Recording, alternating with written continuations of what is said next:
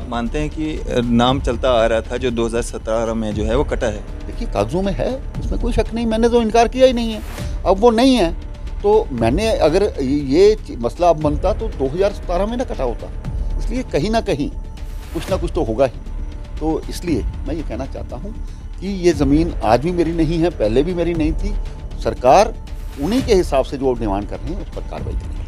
आप कोई इस पे संज्ञान लेंगे कि ये डॉक्यूमेंट्स में नाम कहाँ से आ गया? क्योंकि जब तक आदमी खुद ना चाहे तब तक कहीं पे भी किसी कागज़ पे नाम नहीं आ सकता, या कैसे कोई बिना एप्लीकेशन के, जिस तरह से आपने कहा कि अप्लाई किया हो गिरदौरी के लिए, ये तो 2010 के बाद जो है आरटीआई के माध्यम से पता चला, हो सकता है उससे पहले से पता नहीं कब से आपके नाम पे हो।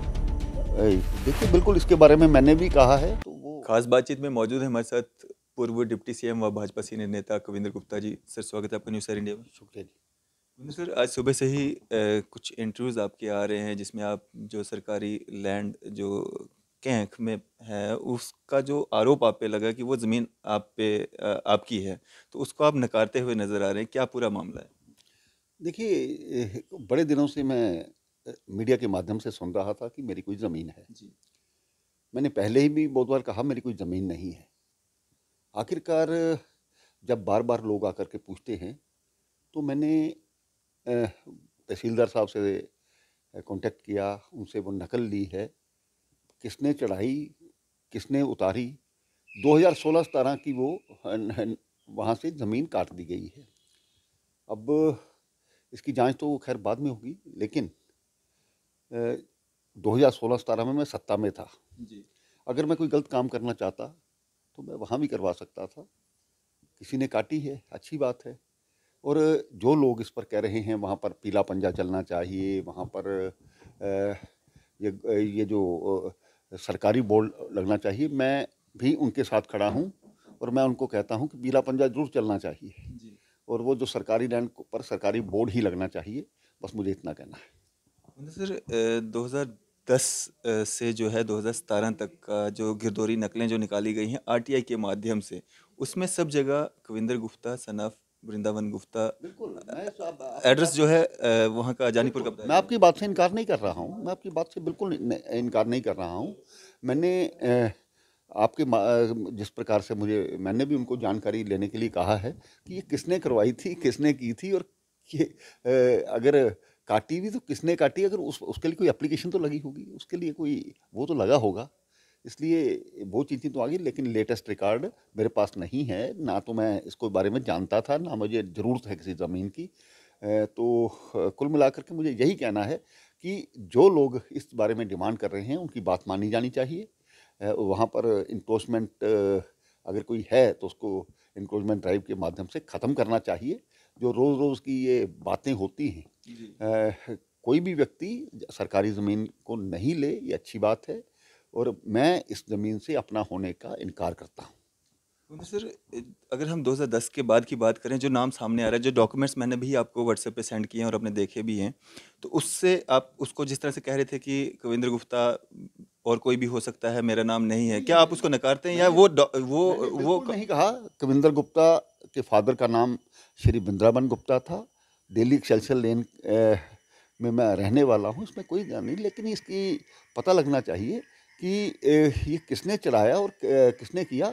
जो लोग आज भी चीख चीख करके कह रहे थे, आपके सामने, आप भी मीडिया में है, आपको पता होगा कि वो इंक्रोचमेंट हटानी चाहिए, वो हटानी चाहिए, बिल्कुल हटानी चाहिए।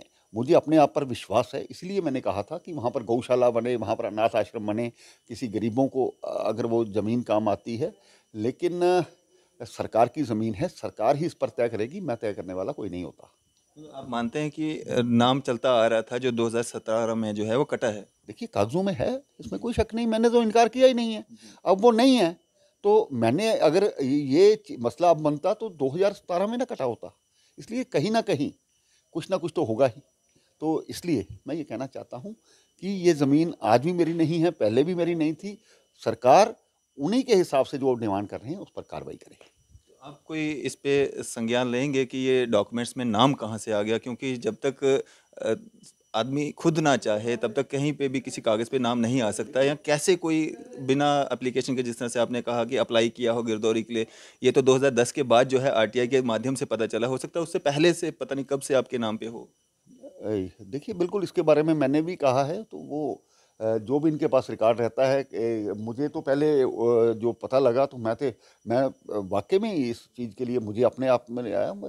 अगर मेरी ज़मीन होती तो मैं उस पर ज़रूर एकदम से नहीं कहता कि ये मेरी ज़मीन नहीं, मेरी ज़मीन थी नहीं, ना मैंने कभी करवाई है, ना मुझे ज़रूरत है, ना मैं कभी कैंक गांव के अंदर गया हूँ।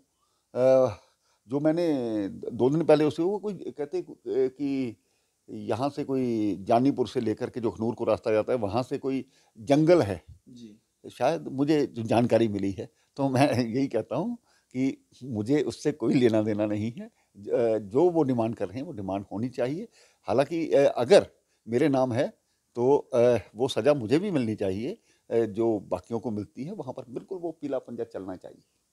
सर, जो आप लेटेस्ट डॉक्यूमेंट जो आज का दिखा रहे हैं, जिसमें आपके नाम पे वो जगह नहीं है, सरकार ने जो है उसमें से वो गिरदौरी जो है काट दी है, फिर आप उसके माध्यम से ये कैसे कह रहे हैं कि ये तमाचा है उन लोगों के मुंह पे जो इल्ज़ाम लगा रहे थे? इल्ज़ाम तो था, रहा नहीं ना ये, क्योंकि आप मान रहे हैं कि वो ज़मीन पे नाम था आपका।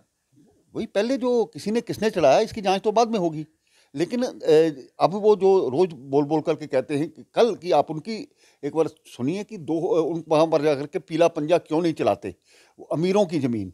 मुझे आज तक जो लोग कह रहे हैं उनसे, और मेरी प्रॉपर्टी, मेरे बैंक अकाउंट, मेरा सब कुछ देखिए, अमीर कौन है गरीब कौन है उससे ही पता लग जाएगा। मैं एक 60,000 रुपये में गुजारा करने वाला पेंशन के सहारे आदमी हूँ, कभी राजनीति में अपने ऊपर दाग नहीं लगने दिया। मैं तो बार बार ये कहता हूँ, तरदामनी पे शेख मेरे ना जाइयो, दामन निचोड़ दें तो फरिश्ते वजू करें। एक साफ़ सुथरी ज़िंदगी रखी है। कोई व्यक्ति 3 बार दुकान, ये मेयर रहने के बाद छोटी सी दुकान नहीं डालता है अगर उसका साधन हो, अगर उसने चोरी करनी हो। इसलिए ना तो मुझे ऐसा पहले था। मैं आदरणीय प्रधानमंत्री नरेंद्र मोदी जी, आदरणीय प्रधानमंत्री अटल बिहारी वाजपेयी की बचपन से उनकी इज्जत करता हूँ, उसी हिसाब से चलना चाहता हूँ। मेरे पिताजी को एक ईमानदार अफसर कहा जाता था, हम एक एम्प्लॉय के बेटे हैं, तो उन्होंने कभी, उनको लोग ईमानदारी के शिखर पर उनको याद करते थे। मैं भी उसी कैटेगरी में आना चाहता हूँ, इसलिए अपने आप पर कोई दाग ना लगे, इसलिए पूरी कोशिश करता हूँ राजनीति में। लेकिन मुझे लगता है ये कहीं ना कहीं षड्यंत्र है। षड्यंत्र। जी। कौन सर, बीच में जब आपका नाम उछाला जा रहा था, आपने कहा था कि मैं साइबर क्राइम में भी इसकी रिपोर्ट करने जा रहा हूँ, कुछ कंप्लेंट आपने की थी, उस कंप्लेंट का क्या हुआ था? देखिए मैंने उस वक्त आप देख सकते हैं, मैंने बिल्कुल उस वक्त के एसपी को कहा था, वहाँ उसको कहा था, उन्होंने क्या निकाला, अगर कुछ होता तो मेरे खिलाफ निकालते। था कुछ नहीं हुआ होगा, उसी के कारण से शायद उन्होंने इसके बारे में रिपोर्ट नहीं दी। लेकिन अब जब ये डॉक्यूमेंट्स के ज़रिए पता तो चल ही गया कि नाम था आपका, अब क्या मतलब लोगों के लिए क्या मैसेज देना चाहेंगे? मतलब ज़मीन तो चलो आप बोल रहे हैं कि गौशाला को दे दो या अनाथ आश्रम को दे मैं दो। देखिए, सरकार की ज़मीन है, ये सरकार तय करेगी। मैंने ये कहा कि अगर मेरी कोई ज़मीन है तो उसको गौशाला और उसको दे दो। जी। जी। अब क्या एक मैसेज देना चाहेंगे, जो मतलब अब 2010 के बाद का जो रिकॉर्ड, मतलब गिरदौरी जो नाम चलता हुआ आ रहा था, 2017 में सबका कट गया, आपका भी कट गया, तो अब क्या एक मैसेज देना चाहेंगे? क्या आप अभी भी मतलब इनकार करते हैं कि 2010 के बाद या उससे पहले का रिकॉर्ड जो था वो आपके नाम पे नहीं था, या वो नाम गलत था, जिस तरह बीच में आपने कहा कि ये मेरा नाम नहीं देखिए, है? अगर किसी ने ये षड्यंत्र किया है, कि किसी ने, इसके बारे में मैं भी एडमिनिस्ट्रेशन से उसकी जानकारी लूँगा, और सरकार को कहूँगा कि इसकी जाँच की जाए। जांच कीजिए। चलिए, शुक्रिया सर, हमारे साथ बातचीत धन्यवाद, करने के लिए। धन्यवाद। ये थे हमारे साथ पूर्व डिप्टी सीएम व भाजपा सीनियर नेता कविंद्र गुप्ता जी, जिनका ये साफ तौर पे कहना है कि ये पूरा जो भी माजरा सामने आ रहा है, जो 2010 की एक आरटीआई जो है 2010 के बाद की मांगी गई थी, कि पूरा रिकॉर्ड जो है कैंख जो विलेज है वहाँ पे जो ज़मीन जिसमें नाम जो कविंद्र जी का आ रहा था, वो नाम कैसे आया, क्या हुआ, रेवेन्यू रिकॉर्ड में किस तरह से गया, इसकी पूरी जांच होनी चाहिए, और पूरे तथ्यों के साथ जो है इस सारे मामले को जो है सामने लाया जाना चाहिए। इसी तरह की मजीद अपडेट्स के लिए आप देखते रहे न्यूज़ शेयर इंडिया। मैं अरफाज अहमद डैंग, कैमरामैन शाहनवाज के साथ।